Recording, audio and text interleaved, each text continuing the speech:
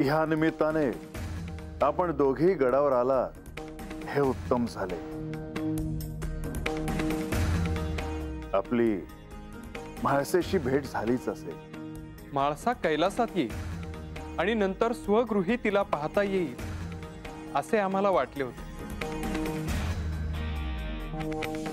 पण त्यासाठी आता आम्हाला प्रतीक्षा करावी लागणार। इतका काय प्रतीक्षा केलीत? अजून काही काय?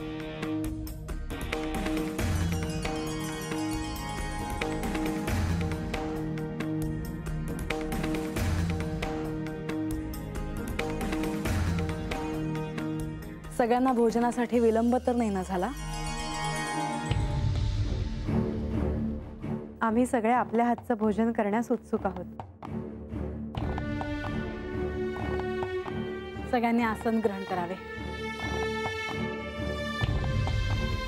परंतु बानूला तू बोलवलं आहेस ना? कारण अजूनही ती आली नाही। खरं म्हणजे तिला सर्वांच्या आधीच यायला हवं होतं। असो, तू आमंत्रण दिलं आहेस ह्याचा अर्थ ती निश्चितच येईल। मग तोपर्यंत आपण सुरुवात करावी।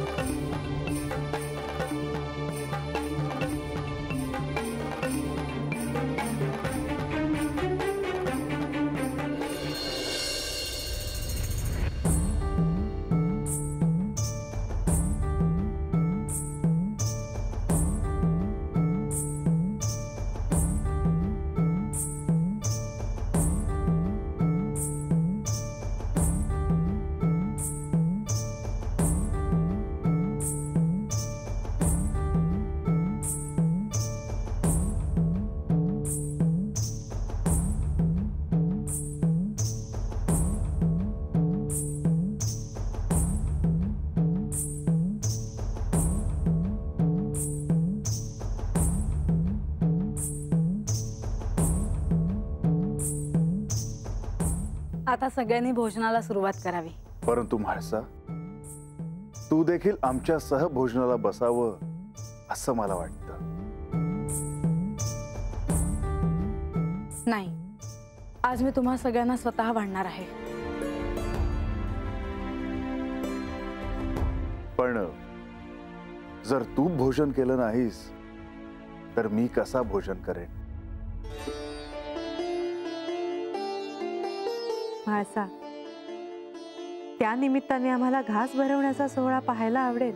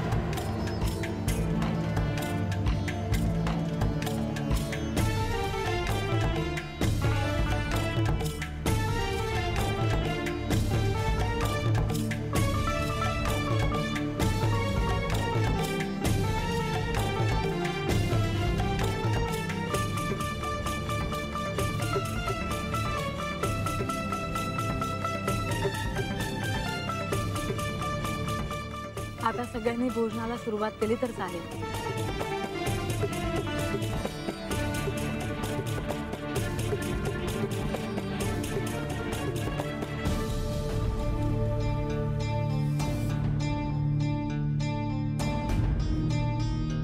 बानूला भोजनासाठी आसन देण्यात यावं। मी पाहते तिच्याकडे। तुम्ही भोजनाला सुरुवात करावी।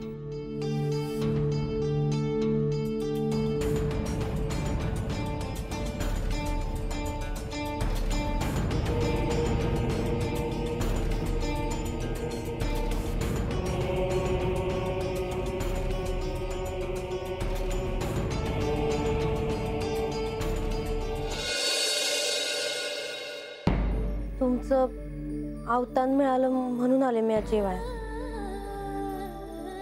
बरं झालं तू आलीस.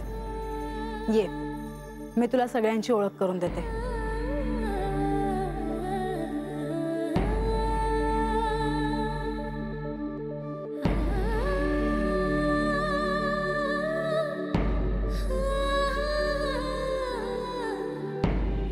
आपण हिला ही कोण आहे ओळखलं असेलच. हे हिमावन आणि या मैनावती, श्री पार्वती देवींचे माता पिता.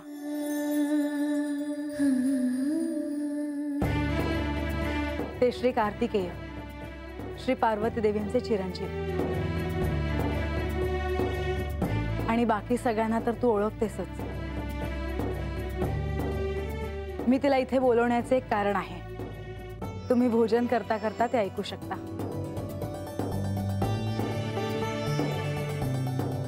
तुमच्या समध्यांबद्दल मी आख्यानं मंदी ऐकलं होतं, पण आज तर तुमचं दर्शन बी झालं. देव जेव्हा गडावरून निघून गेले तेव्हा त्यांना शोधण्यासाठी, त्यांना प्रार्थना करण्यासाठी बानूने माझ्यासोबत सूर्यदेवांना प्रार्थना केली होती. आणि आज देवांनी गडावर येण्याचे श्रेय बानूला देखील जाते. तुम्हा दोघींना असं एकत्र पाहून मला फार आनंद झाला आहे. देवा, आज इतक्या दिवसानंतर तुम्हासनी गडावर बघून मला बी बरं वाटतंय. बघ, तुम्ही दोघींनी तुमच्या दोघींमधला वाद मिटवून मला प्रार्थना केलीत आणि ती प्रार्थना माझ्यापर्यंत पोहोचली. माझं बोलणं अजून संपलं नाही. बानू, एक ध्यानात ठेव, जे काही घडलं ते मी इतक्या सहजासहजी नाही विसरू शकत.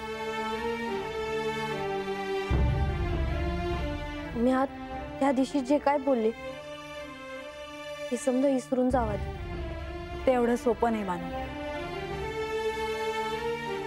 मी तुला भोजनासाठी आमंत्रित केले आहे. तू आधी भोजन कर, मग आपण एकांतात बोलूया. गणोबा,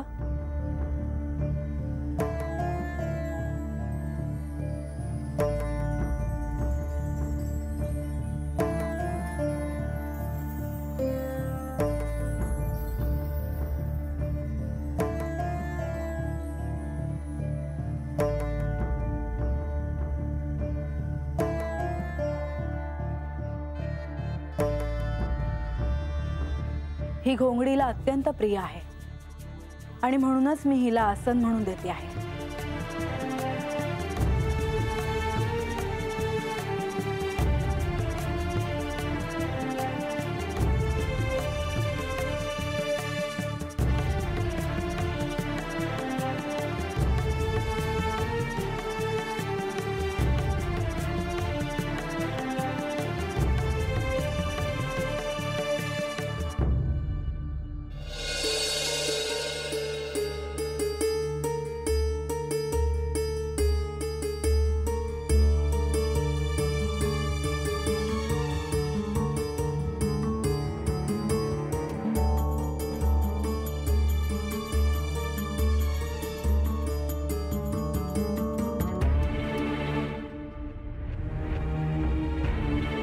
तू सुरुवात कर.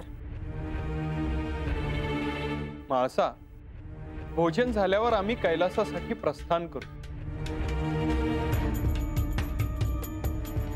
मलाही निघायला हवं. लवकरच आपली पुन्हा भेट व्हावी अशी माझी इच्छा आहे.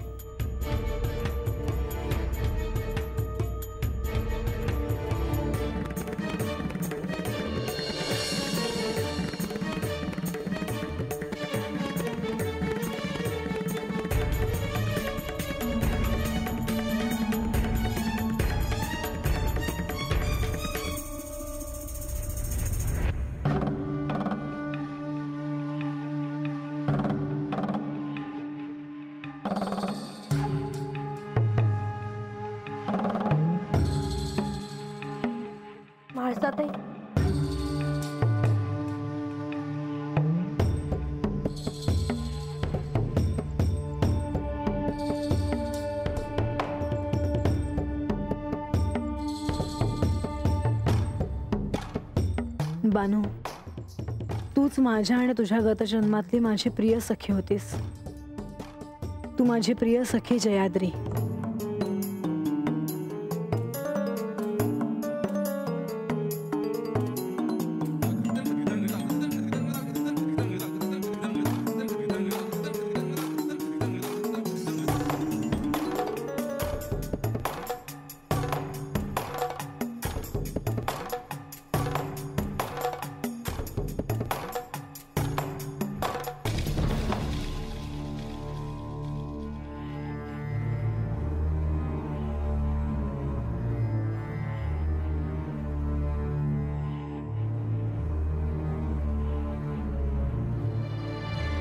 आज कित्येक वर्षांनी पुन्हा आपण भेटतो आहोत असं मला झालं आहे. खरं तर आज ह्या क्षणी तुला कडाडून मिठी मारावी असं माझ्या मनात येत आहे. तुम्ही बोलवलं सकाजी? हो, पण ह्या क्षणी जर मी तुला मिठी मारली तर अनाहूतपणे तुझे सारं घडून गेलं आहे ते विसरून जाशील. सत्य काय आहे हे कळावं म्हणून तू यापुढे कसलेही प्रयत्न करणार नाहीस.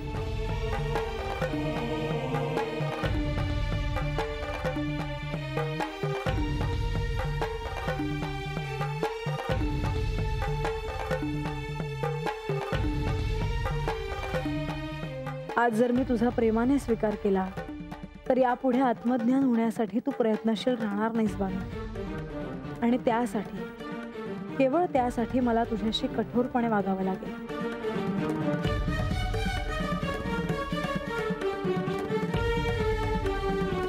महासाताई, अहो हे काय झालं आहे? कवादरनं बघते आहे मी, तुम्ही नुसतं माझ्याकडे बघतच उभे आहे. काय बी बोल ना.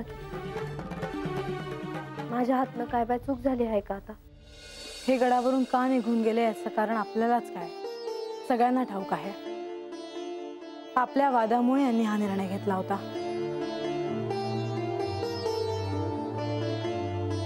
होय, त्या दिवशी आपल्या दोघींमध्ये तंटा झाला नसता तर देवगड सोडून गेलेच नसते.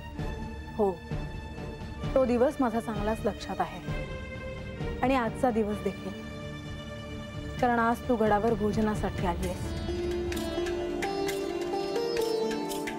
होय, तुम्हीच तर सांगावा धाडला होता.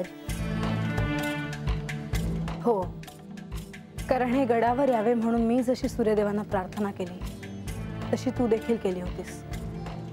हे केवळ माझ्यामुळे गडावर आले असं मला म्हणायचं नाही, तर तुझ्यामुळे देखील यांना जेजुरीत यावं लागलं. तुम्ही तर आज मला समध्यांसंग जेवाया हत्त बोलवलं. ह्याचं मला लई चांगलं वाटलं बघ. हो, असं वारंवार घडेल हा समज तू तक्षणी मनातून काढून टाक, कारण असं घडणार नाही.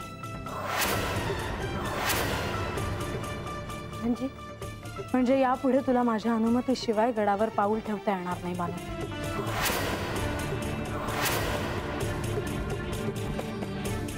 मी सगळं विसरेन, तुझा स्वीकार करेन, हा समज तू तुझ्या मनातून पुसून टाक. पर मला तर वाटत होतं का तुम्ही समज इसरून गेला असाल आधीच. ह्या बी समज जुनं इसरून नव्यानं. तेच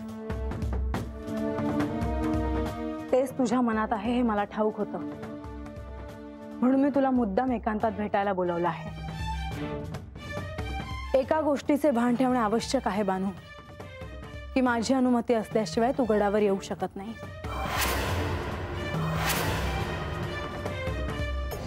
मी दिलेल्या वचनाप्रमाणे तुझी आणि यांची पंधरवड्यातून 2दा भेट झाली आणि यापुढेही होईल.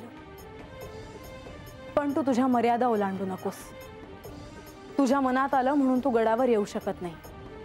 तुला वाटलं म्हणून तू यांना भेटू शकत नाही, कारण याआधी तू तसा प्रयत्न केला आहेस.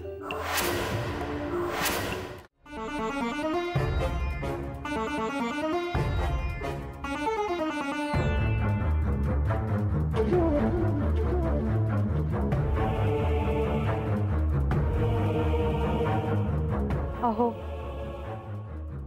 आता तुम्ही काही बोलणार आहात की नाही? मी मगाचपासून पाहते आहे तुमचं लक्ष दुसरीकडेच आहे. काहीसे अस्वस्थ वाटता आहात तुम्ही. देवी, श्री म्हाळसा देवींनी बाणाईला गडावर जेवायला बोलावलं, त्यानंतर बाणाईशी बोलण्यासाठी त्या एकांतात गेल्या आहेत. स्वाभाविक आहे, परंतु त्यात असं अस्वस्थ होण्यासारखं काय आहे हे मात्र माझ्या लक्षात येत नाही. देवी, या क्षणी श्री म्हाळसा देवींच्या मनात काय चालू आहे हे स्पष्ट कळत नाही. त्याचाच मी विचार करत आहे. माधवा, लक्ष्मी देवी, देवा, आपण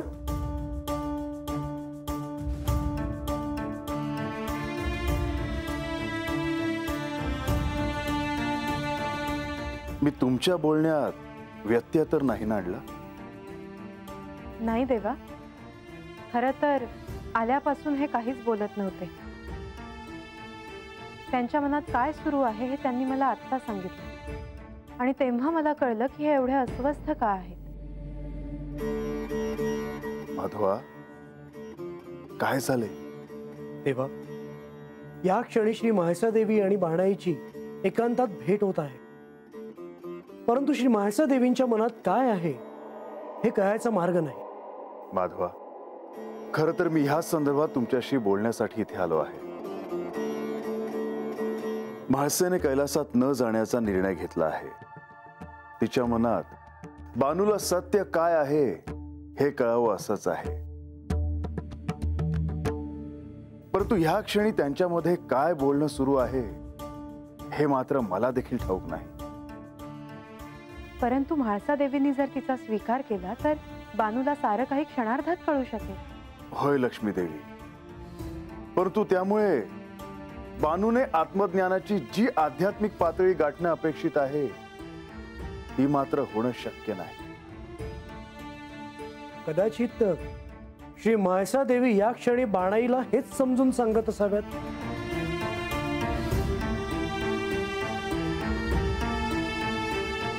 नाही माधवा, मला तरी असं नाही वाटत.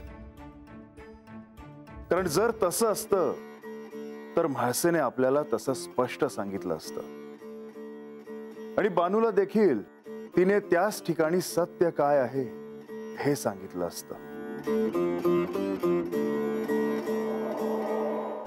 वय आले होते म्या, पर गडाच्या आतमध्ये पाऊल बी नाही ठेवलं म्या कधी. तुमचं बोलणं अजून बी पक्क ध्यानात आहे माझ्या.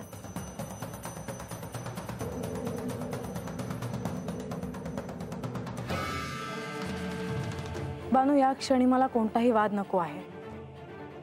यापुढे तुझ्या मनात हे पक्क ठेव म्हणजे झालं. वय म्या पक्क हे समजा ध्यानात ठेव. अजून एक गोष्ट, आज तुमच्या मनामध्ये जे आहे ते समजा बोलून टाका म्हाळसा ताई. खरं तर या क्षणी माझ्या मनात खूप काही आहे, खूप काही बोलावंसं वाटतंय. पण असो, काय सांगायचं आहे तुम्हाला मला अजून? बानू, तू माझ्या समोर आलीस की माझा रागराग होतो हे सगळ्यांना ठाऊक आहे. आपल्या वादामुळे हे जेजुरी गड सोडून गेले होते आणि असं भविष्यात घडू नये म्हणून मी असं करते आहे.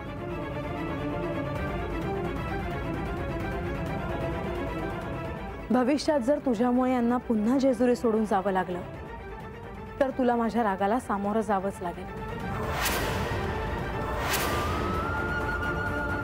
भविष्यात जर असं पुन्हा घडलं तर त्याला तू सर्वस्वी कारणीभूत असशील हे ध्यानात ठेव.